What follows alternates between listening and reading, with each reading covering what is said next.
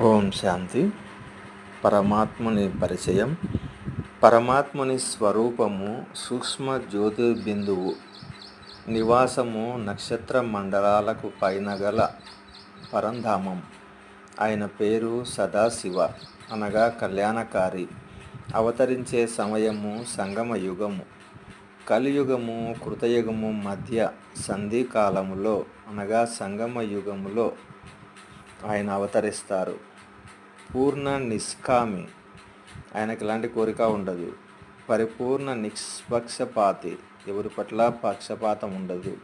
సర్వశక్తివంతుడు, విశ్వ రచయిత, శాశ్వతమైన వాడు, అనాదిగా ఉండేటువంటి ఆయన. అవినాశి, ఆయన కర్తవ్యము కలియుగమును పావన కృతయుగముగా తయారు చేయడం, దేవీ దేవతా ధర్మాన్ని స్థాపించటం. ఓం శాంతి.